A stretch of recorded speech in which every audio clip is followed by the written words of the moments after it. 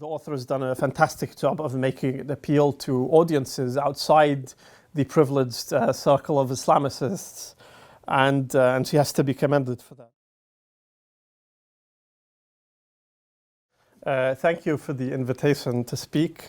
I will be talking to you about Hina Azam's book, Sexual Violation in Islamic Law, partly because I think very highly of the book, also because I use it frequently in my teaching and remember what the book's arguments actually are. But I'm very fond of this book, yes, which looks at sexuality, especially as it features in the legal systems of late antiquity and in the Near East, and also in Islamic law, focusing predominantly on the Hanafi and Maliki schools.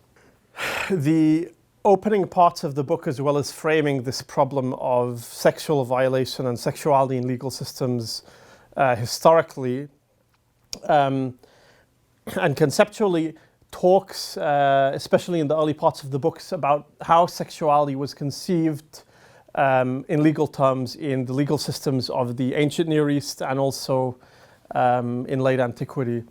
The author Hina Azam makes a key distinction between what she terms proprietary and theocentric systems of sexual ethics. Proprietary systems being those that view sexual crimes, illicit sex of various kinds, as transgressions of the social order that are punished in pecuniary, in monetary terms, and those of the more theocentric nature, which especially thinking of the Old Testament and also the Islamic view of sexuality, which see illicit sex not only as a subversion of the social order, but really as a crime against God. In these theocentric systems, God is concerned with what people do with themselves sexually. Although in both Islamic and Jewish laws, the author very illuminatingly explains, we do see also traces of proprietary ethics too. So, for instance, in Islamic law, marriage is contracted with elements like a dowry and so on. This clearly, draws on a long-standing Near Eastern cultural practice.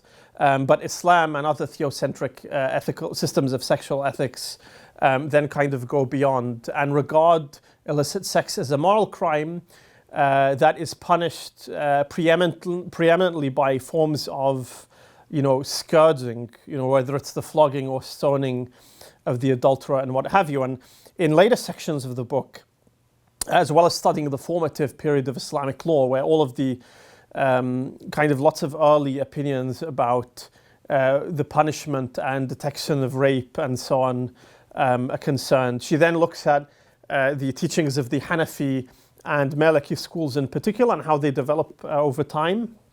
And she is especially concerned with this distinction between proprietary and theocentric ethics, and how in these different Sunni legal schools you have elements, especially in the Maliki school, that clearly relate to this pre-Islamic proprietary ethics. So, for instance, a man is not only, according to most jurists, would be subject to the punishment for illicit sex in cases of rape, but he would also have to pay some kind of pecuniary damage. You also have jurists who say, you have to choose between these.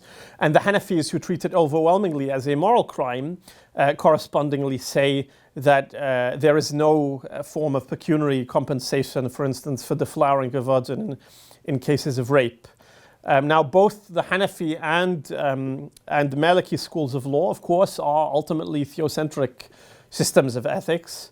And what distinguishes these, among many other factors, from proprietary ones is, again, this idea that God observes everything that we do, and that illicit sex is something that is treated and punished in systems of religious law. But Hina Azam talks at great length about various options explored in the formative period of Islamic law, and then with the emergence of the schools. And then towards the end of the book, she also talks briefly about modern rape law, especially in places like Pakistan with the Hudud ordinance, and how how rape is characterized and illicit sex is prosecuted and so on.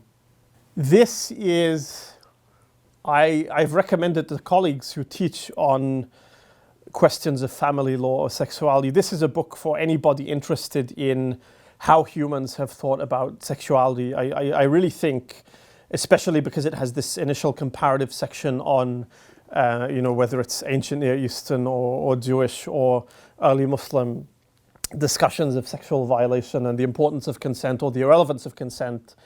I would say anybody interested in sexuality in human cultures would benefit from this book, especially the early parts of it. Anybody interested in Islamic law, especially in elements of family law, people interested in the law of modern Muslim nation states, especially as that relates to sexuality in countries like Pakistan, for instance. What is the difference and what is the relationship between codified state law and the law of the jurists? And all of these questions are brilliantly addressed in this book, and I recommend it without hesitation to people interested in these various things.